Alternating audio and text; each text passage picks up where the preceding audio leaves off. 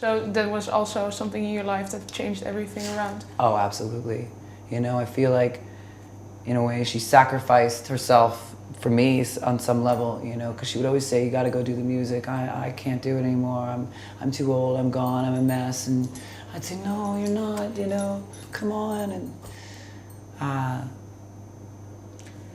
And yeah, you said Jon wanted you to sing a blues song? he invited me on stage because he was in a blues band. He was playing with Right. this black Cherokee Indian guy named Moose. He's like 6'5". And they said, yeah, get up and sing a song with us. And the only blues song I thought I knew was Stormy Monday, which turns out I didn't even really know that one. So I got up and butchered it. So, yeah, did it fit in your plan of making music that you were suddenly singing blues songs at that point? Yeah, at that point I had been going around and seeing, you know, music, and in New York at the time there was a lot of great little blues and jazz clubs, and I really liked, you know, the blues R&B. I was very gravitated toward that. And then as I started studying some of those singers, like Mavis Staples and Aretha, of course, really got into the old gospel. The power of those voices and just that kind of delivery I was really, really drawn to. When Jon and I started doing music, it was we would pick very obscure songs by, you know, these artists.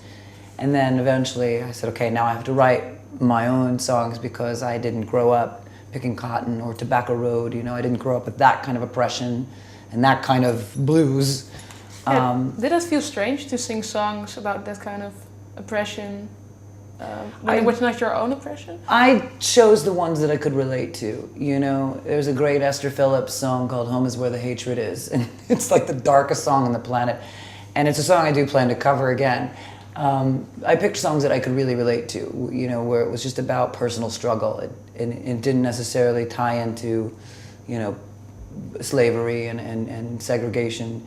But of course, I did come to the realization, like, this is not my story. I've got my own story to tell.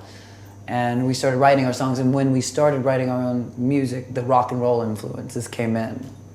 And, you know, that's why we play a lot of blues clubs, blues festivals, but it's really, it's a rock and roll band and a rock and roll show.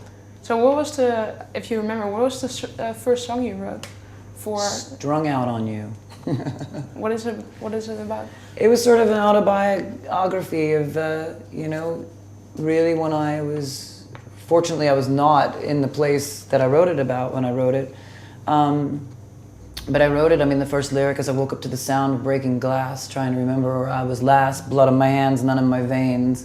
I'm back to the Avenue to do it again. I was living on Avenue B in Manhattan and, you know, really hitting the down and out. Even the strip clubs weren't letting me work anymore. I was spending all my money on drugs and really messed up. And, you know, when I got clean later on, Jon and I were gigging, I read this amazing book called Famine by a friend who wrote it, and it was his first book getting published. And I met him through a friend, Todd Carmonicki. I read that book and I said, that's my story, and it's also this song, and I just wrote the lyrics to Strung Out in a matter of minutes. Jon immediately put music. We still haven't written a song that easily to this day. That one just poured out of both of us like that. And that was really our first song. So, and the album came out in 2003. Yeah.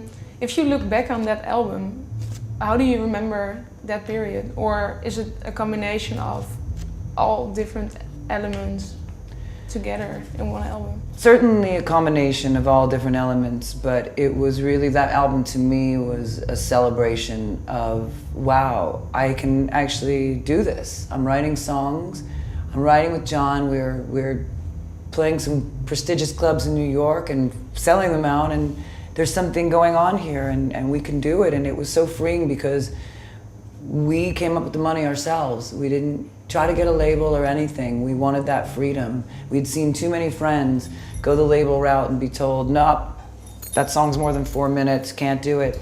So I remember just making that decision, going, you know what? I always had 2 or 3 jobs. I was now working at the law firm and then moonlighting for 2 of the lawyers. And I said, you know, we're gonna finance this ourselves. Jon, we charged our credit cards, we scraped together the money, and we did it in a really free way because we didn't know what we were. You know, that record, a lot of labels listened to it and said, well, there's some great stuff, but it's all over the place. And, you know, I like that because I didn't want to be one specific. I'm not just a blues singer, I'm not just an R&B singer, I'm not just a rock singer, I'm not just a pop singer. There's country, you know, influences in that. So it was freeing to do it that way, and it was really like our first child. You know, we were just dancing around, fighting like cats and dogs. Of course, you know, it's stressful, especially when you're on a very tight budget and you're watching the clock tick in the studio. But you know, it was an amazing experience. It's still like it's like my first child. So if you compare that first album to the new album, or yeah, it came out this year, Love to Back. Mm-hmm. If the first album was your first child, is this your second child, or how do you view this album? The live one is sort of became my second child. I think, you know, maybe the adopted second child because we recorded a show and then went into the studio to make a studio album at the time, right around this film coming out across the universe, and I knew I had to have a new body of material for the film. And I went in with a very well-known producer who was brilliant, but he just wanted to go in a direction that was completely not me. And I fell under the spell of the studio and this producer, and afterwards said, wow, this is nothing I'm gonna put out now. And then we said, shit, what are we gonna do? We need a body of music. And I said, well, I'm not gonna go rush and make a new one, it's gonna be crap.